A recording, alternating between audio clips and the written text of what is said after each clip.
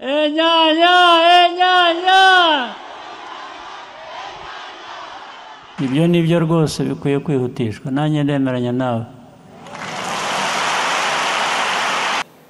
Can be solved.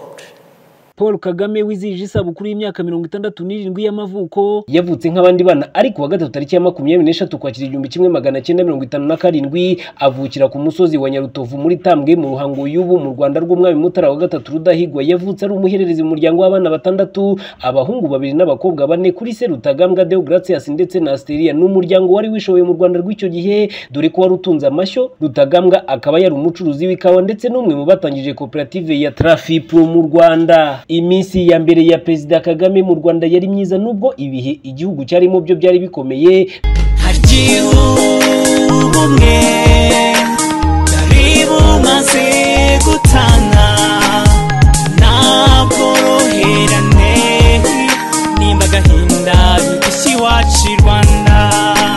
Dore ko aribwo hari kuvuka imvuru zishingiye ku moko n'amashyaka byari bigamije gufasha abakoloni kwikiza ubwami mu Rwanda, mu gihe ku rundi ruhande umwami Mutara wa gatatu Rudahigwa yifuzaga ko u Rwanda rutavugirwamo n'Ababiligi. Umuryango wa Kagame yavukiyemo wari abakristo gatolika ndetse byatumye abatizwa mu minsi ya mbere akivuka, abatirizwa i Kabgayi ahari icyicaro gikuru cya Kiliziya Gatolika mu Rwanda. Umuryango we kandi wari ufite amaraso y'ibwami dore ko ku ruhande rwa papa we umuryango mugari akomokamo ari wo babyara abagabekazi, mu gihe mama we yari mubyara w'umwamikazi Rosalia Gicanda. Perezida Kagame avuga ko nubwo akomoka mu muryango nk'ukomeye atari byo aha agaciro kuko ntawe uhitamo aho avukira. Ku itariki 6 Ugushyingo 1961 ubwo umuryango we wahungaga kubera imvururu zari ziri mu gihugu, abahutu bibasira abatutsi bakabica bakabatwikira ndetse bakanabasahura. Icyo gihe umuryango we wahunze hari igitero cyateguye cyagombaga kuza kuwutsemba. Umuryango we wahungiye mu Mutara hafi y'umupaka w'u Rwanda na Uganda aho mama we yavukaga, naho bakomeza kwibasirwa kugeza ubwo hafatwaga umwanzuro wo guhungira mu gihugu cya Uganda. Ubuzima umuryango we wabayemo muri Uganda bwari bugoye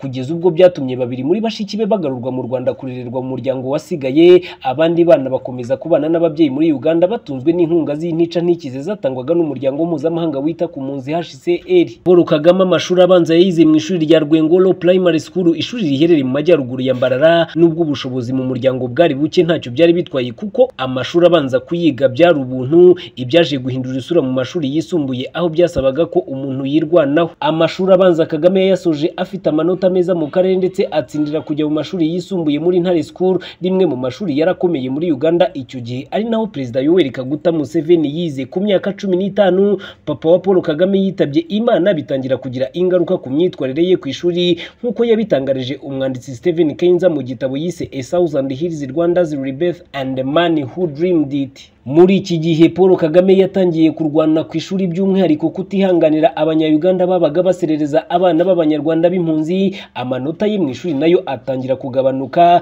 ibyaje kurushaho kuba mu 1976 ubwo yamenyaga amakuru ko inshuti ye yo mu bwana biganaga Fred Gisa Rwigema banamenyanye guhera mu 1964 yaburiwe irengero. Iki gihe Fred yari yagiye mu nyeshyamba za Fronasa zahaniraga kubohora igihugu cya Uganda. Icyiciro cya kabiri cy'amashuri yisumbuye Perezida Kagame yagikoreje kuri Old Kampala Senior Secondary School, ishuri ryari mu murwa mukuru wa Kampala. Ni ishuri ry'amateka kuko ryahoze ryigamo abana b'Abahinde babaga baraje kubaka imihanda ya gari ya moshi mu bice byakolonizwaga n'Abongereza muri Afurika y'Iburasirazuba. Umwaka wa nyuma w'amashuri yisumbuye yarawutsinzwe kubera ibyo bibazo bitandukanye, ajya kwinginga nyina wabo wari wishoboye ngo amurihirire arabyanga birushaho kumubabaza. Muri Gashyantare 1981 Paul Kagame n'abandi basore barimo Fred Rwigema binjiye mu nyeshyamba za NRA za Yoweri Kaguta Museveni, aho bakomeje kurwana muri izi nyeshyamba kugeza mu 1986 ubwo NRA yatsindaga ikabohora Uganda. Muri iki gihe 20% by'abasirikare bari bagize uwo mutwe wari ufite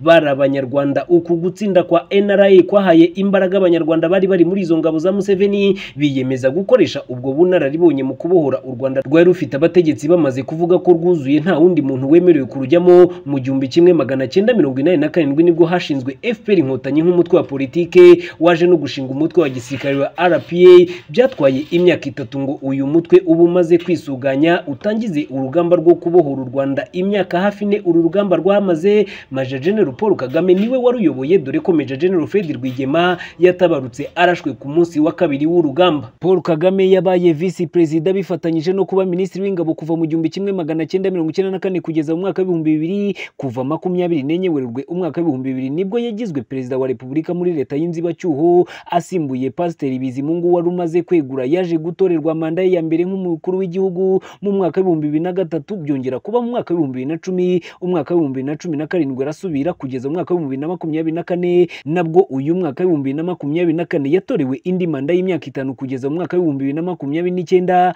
akaba ari umukuru w'igihugu wa gatandatu mu bayoboye u Rwanda. Ibigwi bya Perezida Kagame byatumye yandikwaho ibitabo byinshi ndetse anahabwa ibihembo bitandukanye kubera umuhate we wo mu iterambere ry'u Rwanda.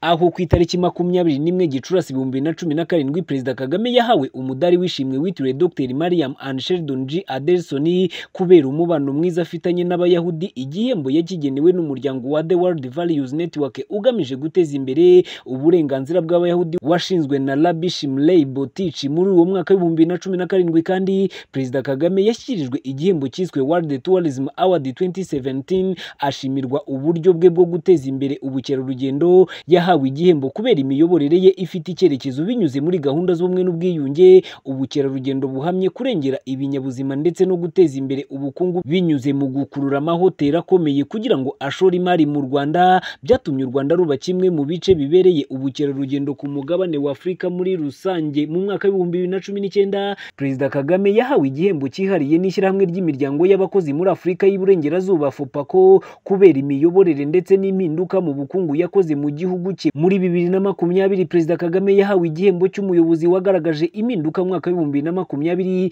cyiswe African Impact Leadership mu cyiciro cyiswe umunyafurika w'umwaka, cyatanzwe n'ikigo cy'ikinyamakuru n'itumanaho African Impact Magazine gikorera iyakara muri Ghana. Izina ry'umukuru w'igihugu kandi ryifashishijwe inshuro nyinshi mu kwandika ibitabo birimo The Driven Wisdom from Paul Kagame cy'umwanditsi Rwagasani Braddock Losage, Isoko tuvomaho impanuro cya Mutaganzwa Charles, Paul Kagame Endogole Afrique cy'umunyamategeko w'umubirigi Philippe Lardinois ndetse n'ibindi. Mu mikino Perezida Kagame anyurwa no gukina harimo uwa tennis, akunda kureba wa basketball n'umupira w'amaguru, ndetse akaba yarihebeye Arsenal yo mu Bwongereza ndetse na Paris Saint-Germain yo mu Bufaransa. Akaba akunda kunywa amata cyane.